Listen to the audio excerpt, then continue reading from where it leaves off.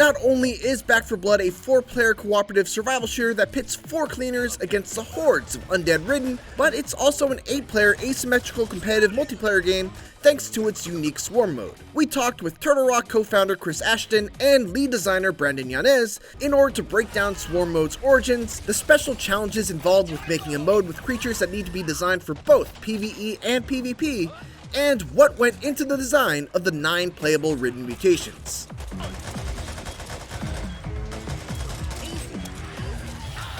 So Swarm mode is our PvP mode. It's where you get to play both as the humans, the cleaners, and you get to play as the zombies, which we call ridden. So it's a team versus team scenario. So a team of 4 will go up against another team of 4, and you play both sides. And so the way that it works is the humans are playing in kind of a large open arena, and they're defending. So you got to scavenge for weapons, first aid kits, that kind of stuff, and you have a little bit of planning time, collect your stuff, get ready, and then you start being ambushed and assaulted by the ridden. So hordes of common infected, which are driven by AI, and then players control the special zombies in that mode. And so you survive as long as you can. Eventually, the cleaners are going to fall in this mode, and then we swap sides, and the other team plays, and the team that lasts the longest as the cleaners wins the match, 2 out of 3.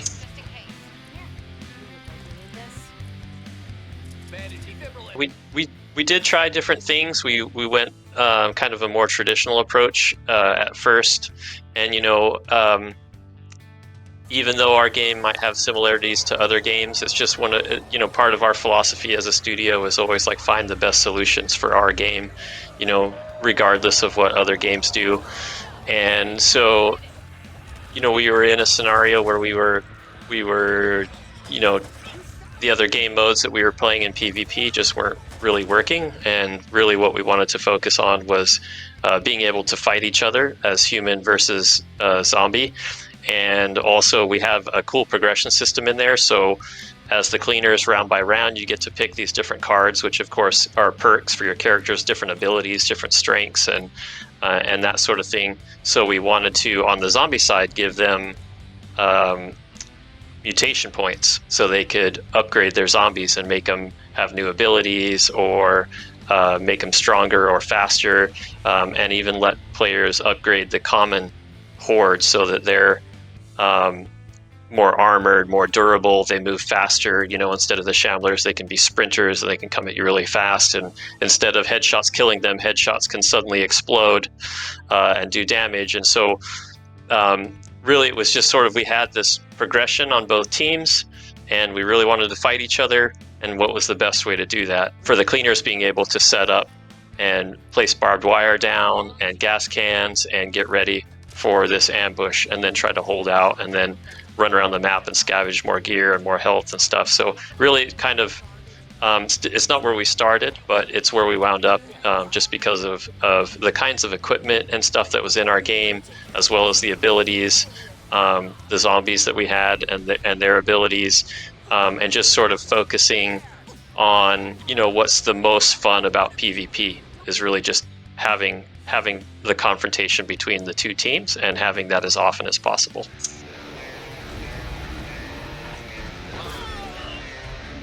We usually start with the PvE version, just to see kind of like, is it fun, and then once we kind of like the direction, and the entire time we're kind of developing the design of what the playable ridden is going to be in PvP. So prototype really fast with the PvE version, and then we jump to the PvP once we're like, yeah, this is really good.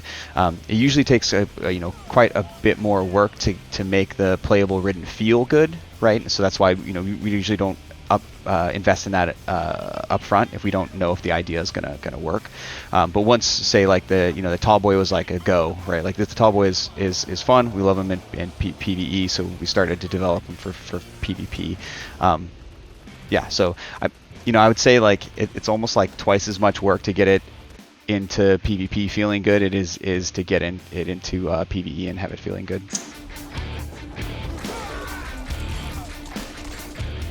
one of the big things that we wanted to make sure to have is, players are swapping Ridden throughout the entire match, right? And no one Ridden is good in every situation, right? So there's no one single answer to every situation. So the tall boy, he's slow, has a limited burst traversal, but once that burst is on cooldown, they're very, very vulnerable. And so those tall boys are going to want to try to combo with the other playable Ridden types to really get their damage in. So, they definitely take the tank role, right?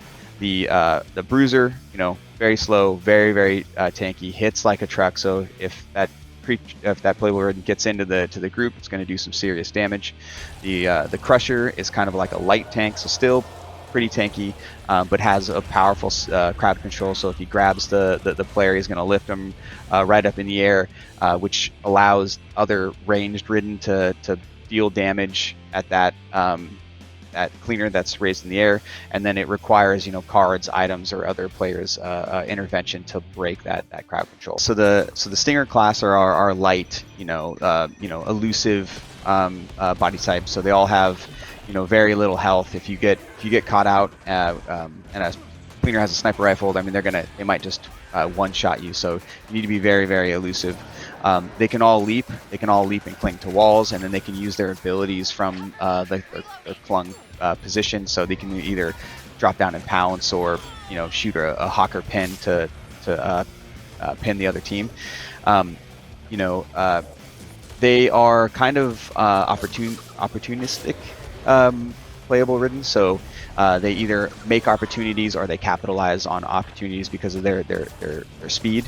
So the hawker can pin from range. That'll throw the target away from where they're hit, potentially out into the gas, potentially away from their teammate. The stalker is our melee grapple stinger, so it can jump in, grab a player, and then drag that player around, potentially into the gas or into a really bad position.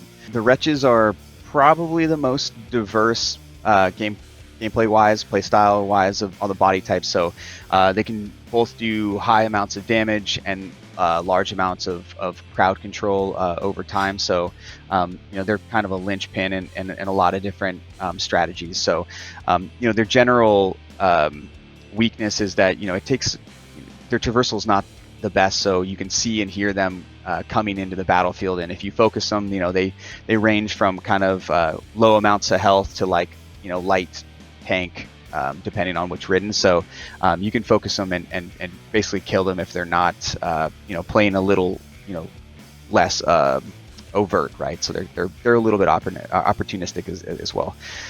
So the Wretch is our ranged AoE zoner, so it can vomit out a bunch of pools of acid. That acid will burn any cleaners. So if they're all piled together inside of a house, the Wretch can go in and vomit and make a lot of those areas inaccessible, which would again separate those cleaners or force them out of that location.